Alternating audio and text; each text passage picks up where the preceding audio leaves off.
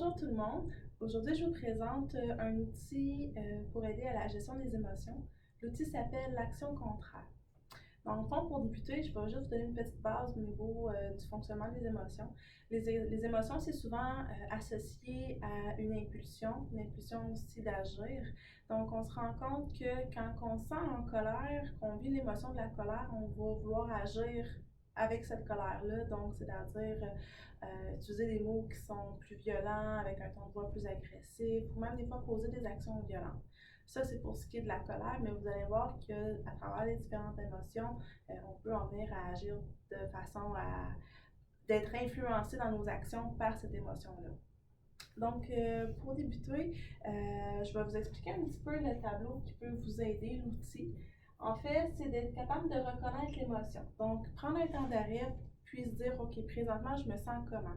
Exemple, un matin, je me réveille, je suis déprimée, surtout présentement dans le contexte de pandémie, donc je suis déprimée, il n'y a rien qui me tente, j'ai le goût de m'isoler, je broie du noir.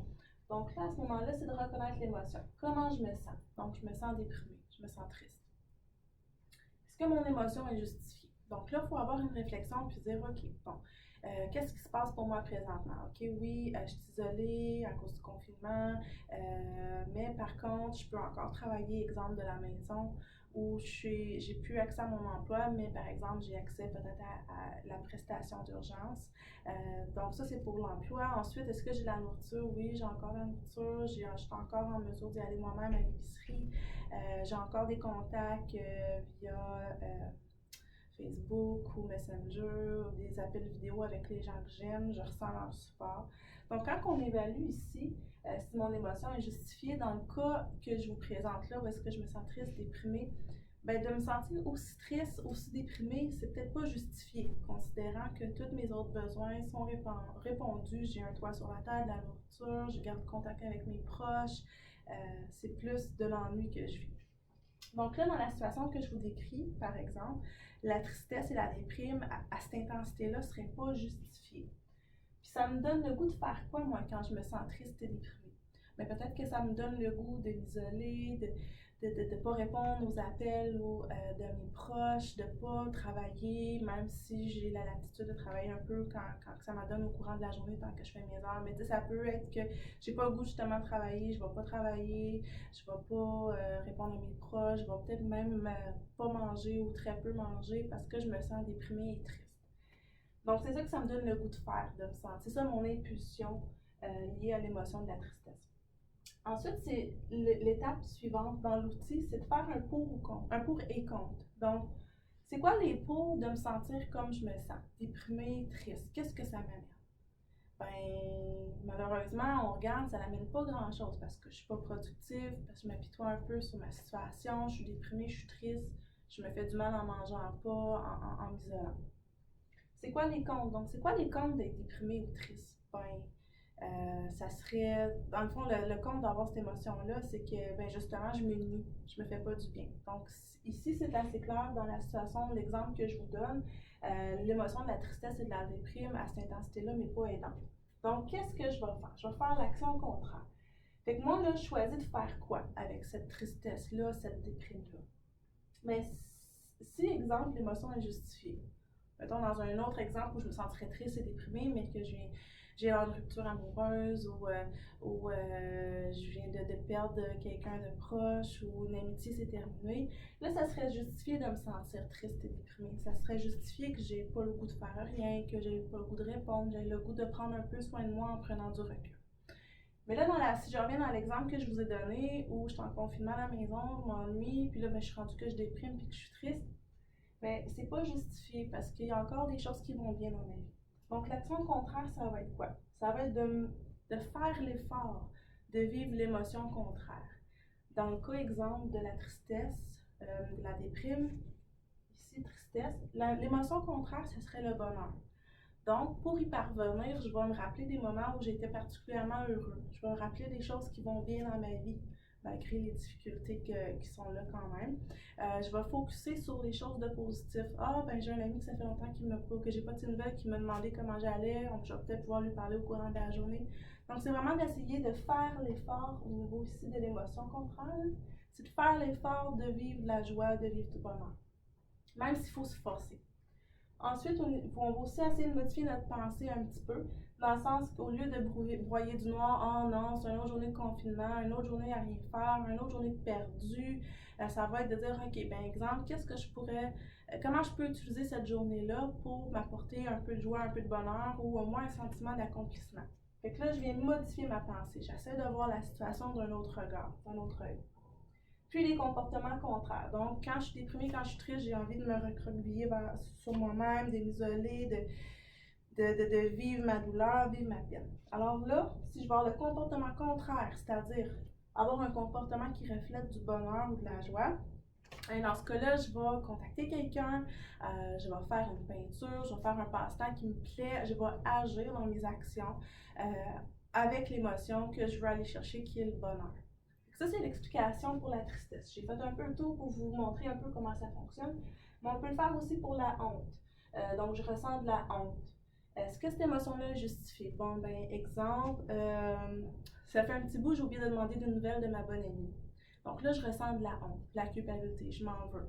Là, je peux me dire dans mes pensées, avec la honte que je ressens, l'émotion de la honte puis de la culpabilité, je peux me dire, elle est toujours là pour moi, comment ça se fait que ça fait 2 semaines, j'ai même pas pensé à prendre de ses nouvelles, je m'en veux. Donc là, on rumine un peu de la honte puis de la culpabilité. Puis dans le fond, il faut prendre conscience d'impulsion. Quand je ressens de la honte ou de la culpabilité, ben là, j'ai le goût de m'isoler, je me fais tout petite, j'ai pas le goût d'aller au-devant, vraiment, je prends du recul, j'arrête. Puis je me morfonds. Pour ou contre d'avoir de la honte ou de la culpabilité. Dans l'exemple que je vous donne où j'ai pas pris des nouvelles de mon amie depuis 2 semaines alors qu'elle est souvent là pour moi, est-ce que ça m'est utile de ressentir de la honte et de la culpabilité? Ben, pas vraiment dans le sens que ça va, dans mes comportements, ça va m'amener à encore plus m'isoler, puis être peut-être encore moins tentée de prendre contact avec elle, puis dire, écoute, je suis désolée, ça fait un petit bout, j'ai pas pensé à t'appeler, comment vas-tu? Fait que le pour ou contre nous amène à dire que de ressentir de la honte dans une situation où est-ce que j'ai pas fait du mal, j'ai pas posé des actions qui ont nui à notre amitié, ça me permet de prendre conscience que finalement, c'est pas rationnel que j'éprouve autant de honte et de culpabilité parce que j'ai pas pris de nouvelles pendant 2 semaines. Donc là, on va faire l'action contraire. Je choisis de faire quoi? Si je choisis que l'émotion est justifiée, exemple, parce que dans une autre situation où j'aurais vraiment fait du tort, j'aurais vraiment fait quelque chose, ça se peut que ma honte ou ma culpabilité elle soit justifiée. Mais dans l'exemple que je vous ai donné au tout début, le fait que j'ai pas pris de ces nouvelles pendant 2 semaines, c'est pas vraiment justifié que je me sente aussi coupable. Donc, on va faire l'action contraire. L'action contraire de la honte, de la culpabilité, c'est d'agir avec fierté et peut-être aussi d'agir avec un peu d'avoir l'air un peu innocent. Comme, ah, j'ai pas vu le temps passer, je suis désolée, puis on le nomme, mais on passe à autre chose. Donc, en agissant de façon fière, mes émotions vont être que je ne vais pas m'en vouloir, je ne vais pas me culpabiliser, je vais agir. Donc, l'émotion, ça va être plus la fierté ou encore reconnaître qu'on n'a pas pensé à. Les pensées, c'est un peu en lien avec ce que je viens de vous dire, c'est de se dire, bon, ben ok, ça fait 2 semaines, le temps passe vite, où j'étais occupée à faire certaines choses, où j'ai tout simplement oublié. Donc là, la pensée est beaucoup plus rationnelle, on est moins dans la culpabilité et dans la honte. Finalement, mes comportements, ben, à ce moment-là, si au lieu de ressentir de la honte et de la culpabilité, je m'efforce de ressentir une émotion qui s'apparente davantage à la fierté, ou ben, dans ce moment-là, c'est beaucoup plus facile pour moi de prendre le téléphone, puis simplement demander des nouvelles, puis lui dire que j'ai juste pas pensé, mais que je pense à elle, puis c'est ça, prendre de ses nouvelles, faire une belle conversation avec elle. Donc ça, c'est pour la honte-culpabilité qui nous amène plutôt, quand on fait l'action contraire, vers les émotions d'être fier.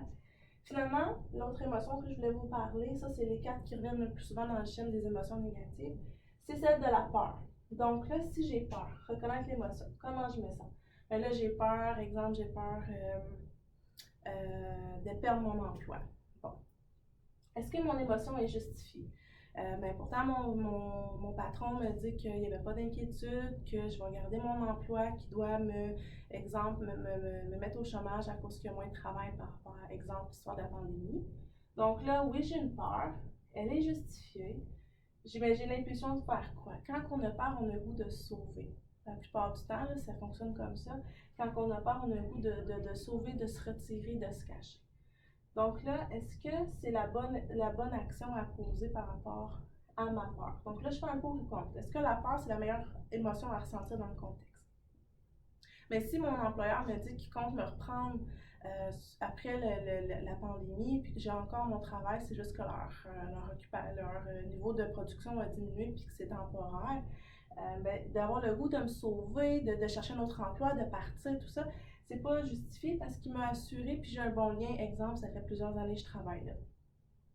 Par contre, si c'était un emploi occasionnel, que je ne devais pas nécessairement avoir du travail au niveau de l'été, durant la période estivale de l'été, mais là, ça pourrait être normal que j'éprouve de la peur, puis que je veux poser des actions comme me chercher un nouvel emploi. Dans ce cas-là, la peur serait justifiée. Mais dans le cas où je vous dis que la personne, ça fait plusieurs années qu'elle est là, puis qu'elle a été mise au chômage à cause de la situation actuelle, une peur à ce point-là n'est pas justifiée.